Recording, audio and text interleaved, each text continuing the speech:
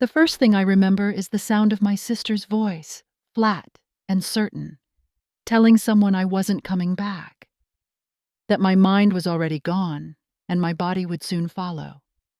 I was lying in a hospital bed, silent and still, unable to move, blink, or scream. But I could hear everything. They thought I was unconscious. They were wrong. My name is Loretta. I'm 74 years old. I was a nurse for nearly 5 decades. I raised 3 children. I buried 1. I stood beside my husband through deployments, surgeries, and the kind of financial struggles you don't talk about at dinner parties. And I'm here to admit something I never thought I'd say.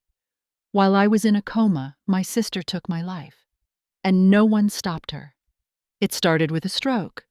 One moment I was reaching for the kettle. The next, I was falling. I woke up inside my body, but not in it. Nurses moved around me, machines beeped. I heard the words massive bleed and low response. I heard Martin crying just once, and then not again. I couldn't speak. I couldn't let them know I was still there. And then Eleanor arrived. She breezed into the ICU like she owned it, laughing too loudly, touching too much. I felt the shift in the room the moment she stepped in, that false warmth she always wore like a perfume. She kissed my cheek and whispered something awful. Poor Loretta, you never knew when to let go. I heard her tell the doctor I had no advance directive. I did. It was in the kitchen drawer, right next to the warranty for the dishwasher. But she said otherwise. She said I wouldn't want to live this way. And then softly, my brother-in-law deserves to move on. I waited. I prayed. Not for a miracle, but for one chance to come back, to open my mouth, to look her in the eyes and tell her I was still here. But I couldn't. Not yet. So I listened. I remembered. I stayed quiet while she rearranged everything around me, as if I were already gone. Eleanor was always the baby, the pretty one, the wild one, the one who never had to clean up after her own mess. Our mother called her spirited, which was a polite way of saying she left a trail behind her wherever she went. Broken hearts, unpaid debts, impulsive moves across the country. Eleanor never stayed long enough in one place to take responsibility. And when things got bad, when she'd been fired or dumped or found herself 20 pounds underweight in a studio apartment with no electricity, she came to me. And I let her. I was the older sister. The one with the steady job, the savings account, the reliable car. I loaned her money. I covered her rent. I fed her. I let her sleep on my couch more times than I can count.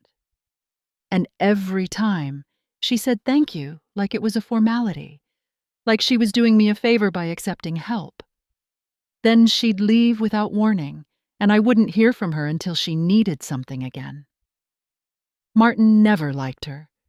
He saw through her charm from the beginning. He said she smiled too easily and it never reached her eyes. But I defended her. I said she was family, that you don't get to choose your blood, and sometimes you have to carry people who can't carry themselves. Now I wonder if she remembered all the times I saved her when she walked into that hospital room, if she felt even a flicker of guilt as she took over my life, or if she saw it all as something she was finally owed. Because Eleanor never took without believing she deserved it. The nurses started to treat Eleanor like my next of kin. She brought pastries to the front desk. She complimented their scrubs. She told them I had always been so independent, but that it was time someone looked out for her. She said it with a little laugh, like I was a stray cat she'd finally decided to adopt. And Martin, poor stupid Martin, was too broken to see it. He sat by my bed with that empty look in his eyes, like he was watching a slow-motion car crash. Eleanor wrapped herself around him like a shawl. She brushed crumbs off his shirt. She refilled his coffee. She whispered that he needed to take care of himself, that I would want him to be okay. I heard her say it late one night when the room was dark and only the machines glowed beside me. "You don't have to be alone in this," she said, her voice low and soft. "I'm here. I'll always be here." And Martin didn't say no. They started leaving the hospital together, coming back together. The nurses assumed she was his sister, then slowly they stopped assuming. One day, a nurse referred to Eleanor as Mrs. Whitmore. I listened, and I burned. When they wheeled me to the front of the rehab center, I had only a small overnight bag and the plastic folder of discharge papers in my lap.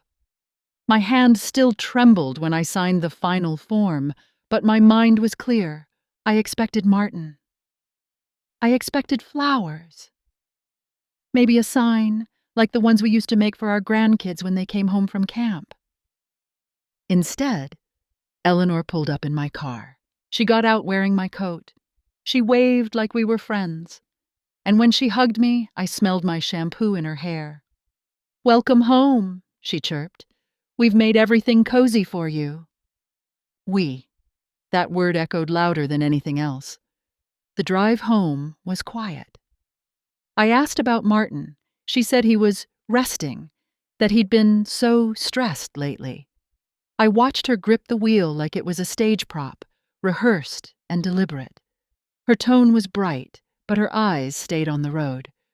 When we pulled into the driveway, I saw the porch had new plants. My porch swing was gone. The curtains had changed. I didn't say a word. Inside, the furniture had been moved, the walls repainted. Eleanor's things were everywhere, her shoes by the door, her coffee mug on the side table, her robe draped over the arm of my chair. Martin appeared at the top of the stairs. He didn't come down right away. When he did, he kissed my forehead like a stranger. "You're looking stronger," he said, his voice rough. "We're glad you're home." We. Again. I smiled. But inside, something sharpened. It happened in the kitchen. I was seated at the table holding the mug Eleanor had handed me, the one that used to say "Best Nurse Ever" before the paint faded. Martin stood across from me, his hands flat on the counter. He couldn't meet my eyes. "I didn't mean for it to happen," he said, his voice thin like stretched wire. "It just did." He went on, stumbling through the words like someone who had rehearsed but forgotten his lines. He said Eleanor had been a comfort, that everything was uncertain, that no one thought I would wake up, that he had been scared and tired and lonely, that it had all moved too fast. He didn't say he loved her. He didn't say he had made a choice. Just that it happened. I listened.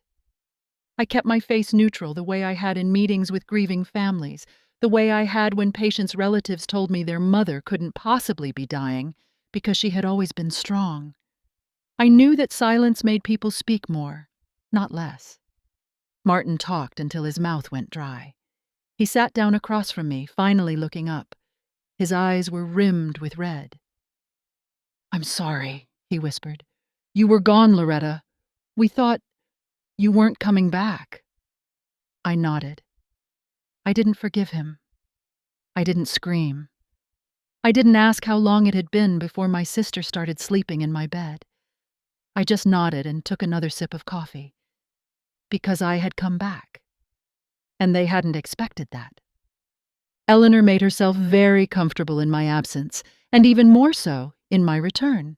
She pretended to defer, asking me where I wanted my slippers, how I liked my tea. But she didn't wait for answers. My bedroom smelled different. My pillows were gone. The drawers were organized in a way I never would have chosen. Neat but sterile like a hotel room. My journals, the ones I had kept for over 20 years, were missing. I asked once, gently, where they were. She smiled. "Oh, those old things? I thought they were scrap paper. I cleaned out a bunch of clutter while you were gone.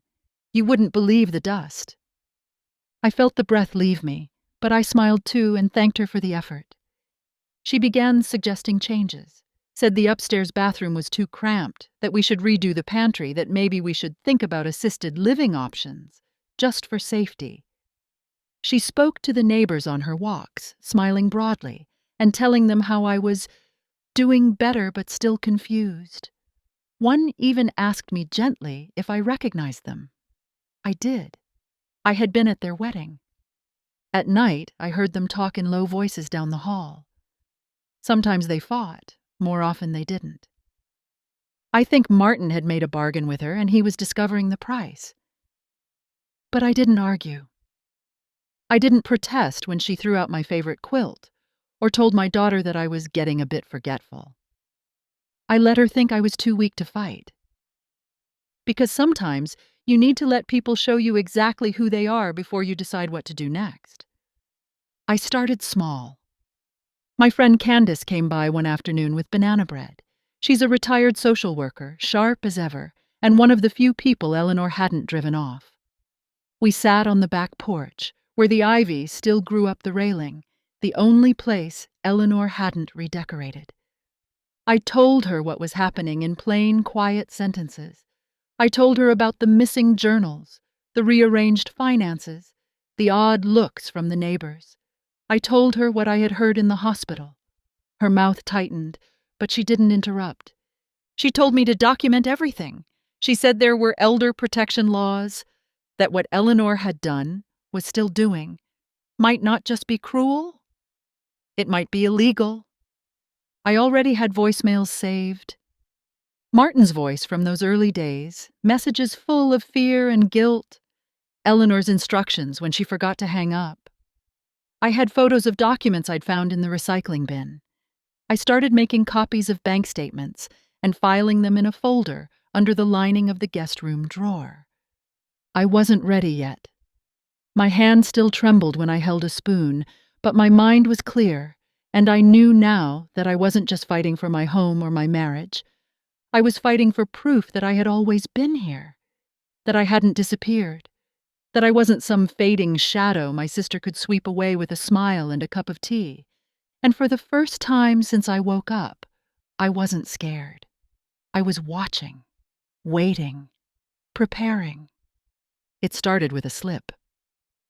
Eleanor had always been careful in her own way, but she grew comfortable. Too comfortable. She left her laptop open one afternoon when she ran out to get groceries, and I, moving slower than before but with quiet purpose, shuffled over to it. The screen glowed with an email. It was addressed to a bank manager, and it referenced a transfer of funds for ongoing care. My name was in the subject line. So was Martin's. I took a photo with my phone. My hands still shook, so it took 3 tries. But I got it. Later that week, I overheard her on the phone. She was pacing in the guest room, what used to be my sewing room, and speaking in clipped tones. I only caught fragments. Yes, but she's still here, and I told you it's just temporary. Her voice dropped low. No, he hasn't signed anything else. Yet.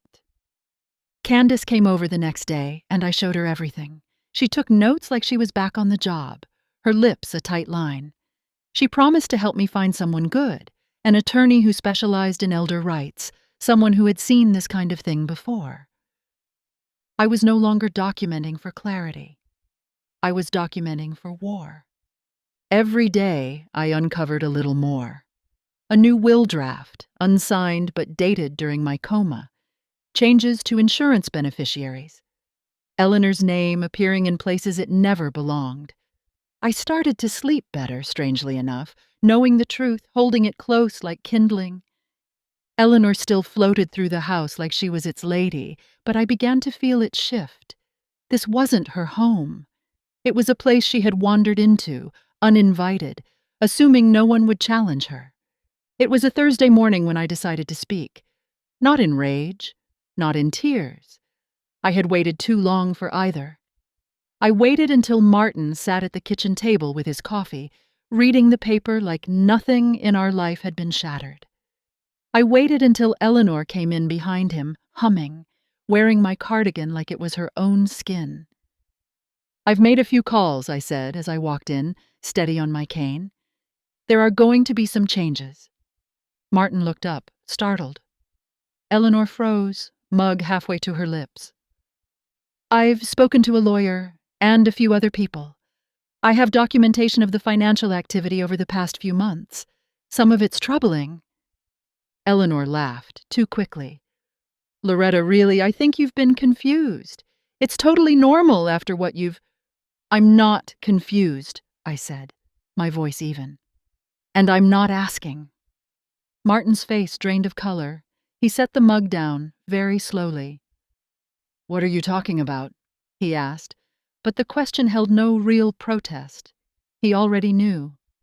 I'm talking about power of attorney, I said, about bank accounts, about altered documents, about what happens when someone takes advantage of another person's illness, especially when that person happens to be legally competent and in full recovery. Eleanor tried to interject, but I held up a hand. My fingers no longer trembled. You had your chance to leave quietly. That window has closed. Silence stretched across the table, the kind that makes your ears ring. I turned and walked out of the room, my steps slow but firm. Behind me, Martin exhaled. Eleanor hissed something I didn't catch, but I didn't need to. I had drawn my line. And they both knew I wasn't bluffing. The lawyer's office smelled of old paper and lemon oil. His name was Patrick Green. He was in his 60s, thin and quiet, with the kind of manner that made you feel like you weren't just being heard, but understood. He read everything. The voicemails, the emails, the bank statements. He asked gentle, pointed questions. He nodded a lot. And then he said, "You have more than enough." He helped me draft the documents. We revoked Eleanor's access to everything, medical, financial, legal. We froze the joint accounts until we could sort out what was mine and what had been tampered with. We filed for divorce. That was the hardest part. Not because I still loved Martin. That love had withered the moment I realized he had let someone else take my place before the machines were even unplugged. It was hard because it marked the end of something I had believed in, something I had fought for, even in silence. The cease and desist order went out that same week, delivered to Eleanor by a courier. I wish I could have seen her face when she opened it, standing in what used to be my foyer, holding a paper that told her, in precise legal terms, to get out. Martin didn't argue. He packed a small bag and left for a motel, said he needed time to think. I didn't ask him to stay. I didn't ask him anything. Candace sat with me that night on the back porch. We watched the sun go down over the ivy-covered fence, the air warm and still. "You've got your house back," she said softly. I nodded. It's not just the house. Because what I had taken back wasn't just wooden walls. It was my name, my story, my right to decide who I was without someone else rewriting the ending. The sheriff's car arrived mid-morning, quiet and unhurried. There was no scene, no shouting in the street. Just two officers in pressed uniforms, speaking in firm, polite tones. Eleanor answered the door in leggings and one of my old sweatshirts. She didn't look surprised, just tired. They handed her the notice and explained the terms. She had 72 hours to vacate. Her mouth twisted, but she didn't protest. She asked a few questions with that thin little smile she wore when she wanted to seem in control. But even she knew the game was up. I sat in the armchair by the window, the same one she'd once tried to have removed. I didn't say a word, didn't move, just watched. Martin came back later that day. He didn't come inside. He stood on the porch and asked if I needed anything. I told him no. He looked like he wanted to say more, but he didn't. He walked down the steps and got into his car without turning back. By the third day, Eleanor's things were gone. Her perfumes, her scarves, the photos she had inserted into frames around the house, quietly removed. She didn't leave a note. When I walked through the house that evening, it felt bigger. Not empty, just cleared, like the weight of something unseen had finally lifted. The air was still, the walls didn't lean in, and for the first time in a long time I felt like I could breathe. I started with small things, rearranged the pantry, rewashed the linens, brought back my pillows from the storage closet where Eleanor had stuffed them. The neighbors came by one, bringing casseroles and flowers and little baskets of things I didn't need, but appreciated just the same. Some of them apologized. They said they hadn't known. I told them not to worry. The important thing was that I was still here. My daughter flew in from Arizona. She stayed for a week, cooking meals and sitting with me in the evenings. We didn't talk about Martin much. She never liked him, even when she was young. But she held my hand once as we watched a storm roll in through the kitchen window and said, "You're stronger than anyone I know." I didn't respond. I just squeezed her hand back. I went through the paperwork slowly, methodically. I updated the will, adjusted the deed, canceled shared accounts, and reissued everything in my name. I kept Patrick Green's card tucked in my purse, just in case. And I began to remember myself again, not as someone who had been wronged, but as someone who had survived. I walked the length of the block each morning.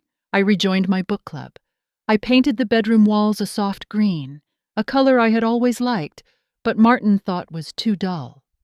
The house was mine now. Not just legally. Spiritually. Every floorboard, every drawer, every stitch of quilt I refolded belonged to me again. And I was no longer afraid of being forgotten. I saw her last week. It was just a glimpse, a flicker through the window of the bus as it passed the corner near my street. She was walking briskly, head down, shoulders tight. A pale blue uniform hugged her frame, the kind worn by aides at the nursing home 2 blocks away. She didn't look up. I hadn't known she'd taken a job there. But I wasn't surprised. Eleanor always knew how to land on her feet, even when she stumbled. But I could tell by the way she moved, hurried, guarded, that she hadn't landed quite right this time. She passes my street almost every day now, walking to and from her shift. She doesn't know I sit on the porch some mornings, hidden by the shade of the old magnolia tree. I don't call out. I don't wave. She never looks over. But I see her.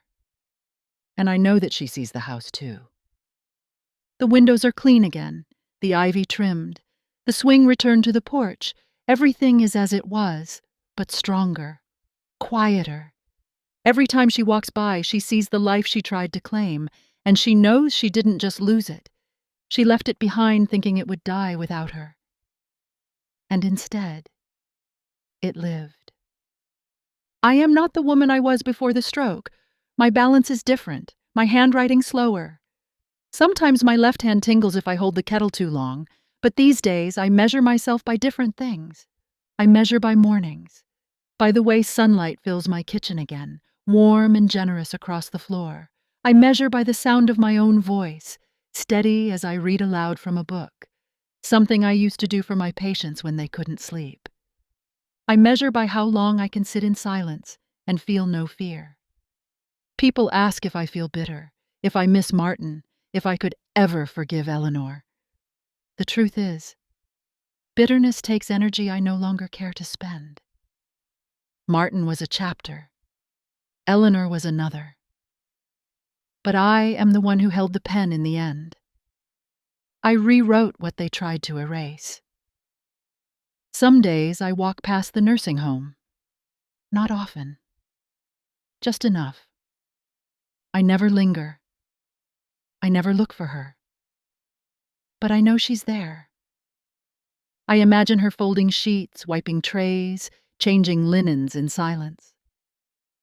I wonder if she thinks of me, if she tells anyone the story the way she wants it remembered. I wonder if she ever admits what she tried to do. And I wonder if it haunts her. But whether it does or not, I am not haunted. I am here. I drink my tea hot and strong. I sit on my porch and wave to the neighbors. I write again, in fresh journals tucked away safely where only I can find them. I am not a woman rebuilt. I am a woman uncovered. And what they tried to bury, I reclaimed, piece by piece, breath by breath, not with fire, but with quiet, relentless presence. I lived, and I am still standing.